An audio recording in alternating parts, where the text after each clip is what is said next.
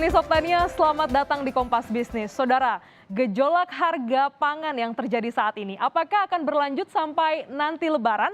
Bagaimana upaya pemerintah mengawal pasokan pangan? Kompas Bisnis sudah bersama dengan Menteri Pertanian Syahrul Yassin Limpo. Eksklusif pada pagi hari ini. Selamat pagi, Pak. Selamat pagi, Glenn. Selamat pagi, pemirsa. Ya. Assalamualaikum. Waalaikumsalam, Pak. Ini yang menjadi pertanyaan juga bagi masyarakat, Pak. Mayoritas harga pangan naik tepat 1 bulan sebelum Ramadan. Biasanya karena suplai yang tidak sebanding dengan permintaan. Apakah kondisi saat ini juga sama? Ya, saya kira memang salah satu peak season dalam 1 tahunan itu adalah Ramadan dan Idul Fitri. Dan di situ komoditi pertanian atau ketahanan pangan biasanya berdinamika dengan sangat kontraksinya sangat serius. Oleh karena itu memang kita harus selalu bersandar pada bagaimana membangun data yang akurat terhadap seluruh komoditi yang ada. Itu yang pertama. Yang kedua adalah memvalidasi data yang ada pada wilayah-wilayah sentra produksi pertanian dan komoditi yang dibutuhkan. Yang ketiga adalah tentu saja memvalidasinya, turun ke lapangan, dan saya sudah turun mulai dari tentu saja sampai Aceh, sampai Maluku, melakukan validasi terhadap data yang ada. Dan untuk itu saya ingin mengatakan bahwa menghadapi Ramadan kali ini memang cukup kontraksi karena ada berbagai tempat yang antri-antri seperti kalian tahu, seperti yang di televisi, dan dinamikanya sangat tinggi. Maka ingin saya katakan satu hal, bahwa melihat pangan ada 2 hal. Yang pertama, ketersediaan pangan dilihat dari ketersediaan, produksi dan ketersediaan. Dan saya jamin kalau produksi dan ketersediaan itu cukup melebihi tahun yang lalu. Satu. Yang kedua, melihat pangan dengan tentu kalian stabilisasi harga atau keterjangkauan konsumsi. Dan ini membutuhkan kebersamaan berbagai pihak.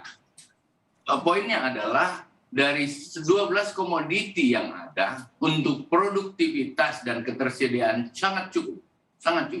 Saya ingin katakan sangat cukup. Oleh karena itu saya berharap tentu ini menjadi bagian-bagian yang menjadi langkah awal pemerintah untuk mengajak semua pihak, karena masalah pangan adalah masalah kebersamaan. Tidak hanya produksi, tetapi akan berbicara tentang distribusi, akan berbicara tentang siapa pedagang yang ada di sana, retail dan lain-lain sebagainya. Dan ya, kita berharap semua bisa terkendali dengan baik. Tentu saja kebersamaan menjadi sangat penting, khususnya jajaran pemerintah daerah masing-masing untuk terus menjaga dan memvalidasi, memfaktualisasi kebutuhan-kebutuhan yang ada. Kalau seperti biasanya sih, ini bisa kita kendalikan. Tentu saja di peak season antara supply and demand akan main dan harga akan naik, tapi dalam jangkauan yang normatif seperti itu. Ya, oleh karena itu dari data yang kami miliki, dari faktualisasi, saya sampai Aceh loh, saya sampai kemana-mana bersama jajaran Kementerian Pertanian bersama Kadis. Kemarin kami rapat besar untuk mengaktualisasi data, dan data kita sebenarnya cukup gitu lah. Untuk itu saya pikir ini ada tentu lag yang kita harus benahi secara bersama di distribusi, di antara supply dan demand, langsung pada retail, pasar, dan lain-lain. Dan itu insya Allah akan kita lakukan, tentu saja bersama kementerian lain yang memang bertanggung jawab pada keterjangkauan masyarakat. Saya kira itu dulu. Dipastikan untuk sampai Lebaran nanti ini stoknya mencukupi begitu ya, Pak. Faktor utama apa? Aku sharing slide nggak satu? Oh, boleh, Pak. Tapi sebelum biar semua bisa lihat. Jadi dari 12 komoditi mulai beras, jagung, kedelai, bawang merah, bawang putih, cabai merah keriting, cabai rawit merah, daging sapi, daging ayam, telur ayam ras, telur konsumsi, minyak goreng.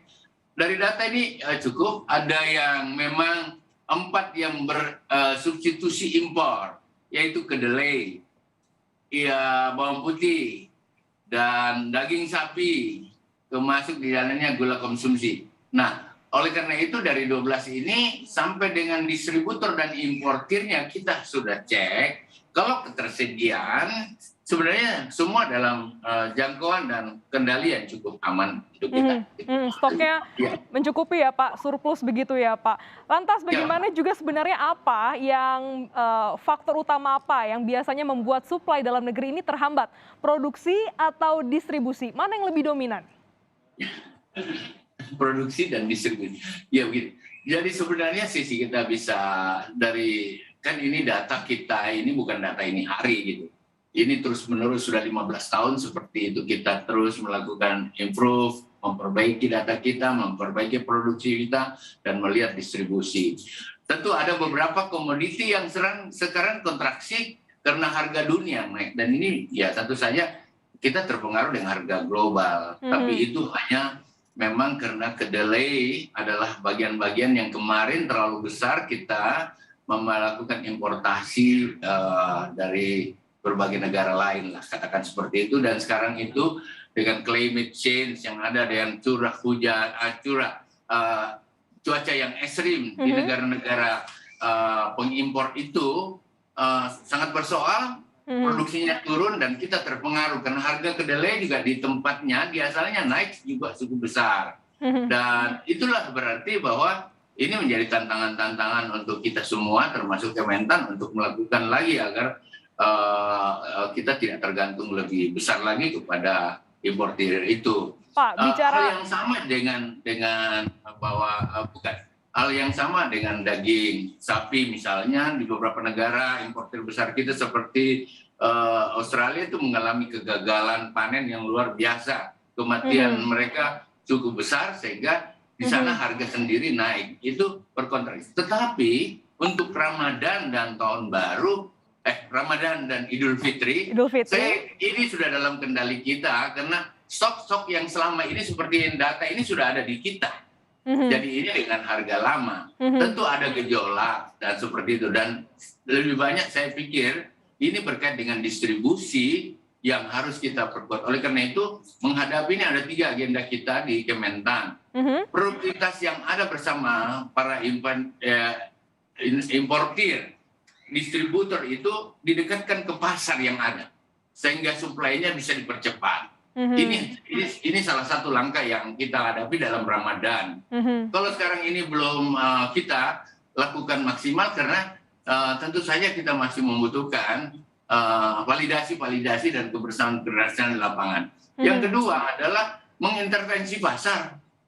Kita perbanyak aja konsumsi masuk pada daerah-daerah dalam mapping kita yang bersoal. Maaf, yang antri-antri dan lain-lain khusus untuk di luar minyak goreng yang maksud saya itu ada hanya cuma beberapa tempat Bapak Ibu, artinya cuma di Jakarta dan sedikit di kota-kota besar mapping kita ada yang ancam-ancam mogok kita tahu di mana daerahnya dan sebenarnya apakah memang produktivitas atau ketersediaan bersoal di sana. Rasanya tidak ya. Tetapi kok begitu? Nah inilah harus kita bicarakan dengan asosiasi mereka dengan tenang dan Kementan udah berkali-kali ketemu mereka. Sebenarnya dengan asosiasi kami clear.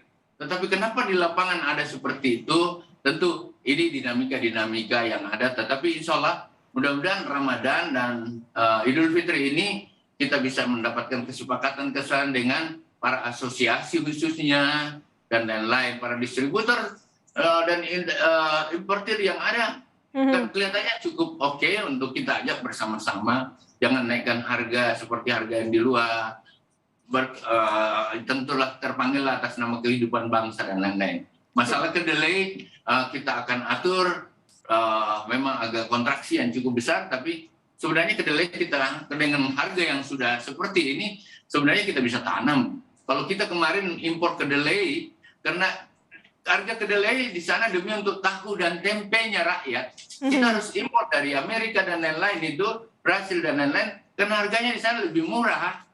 Ya katakanlah ini udah 15 tahun dan ini kebijakan IMF dulu pada belasan tahun yang lalu yang harus berpihak kepada konsumsi yang lebih murah untuk sebuah kepentingan rakyat yang ada. Tetapi kalau dengan harga seperti ini kita tanam aja sendiri.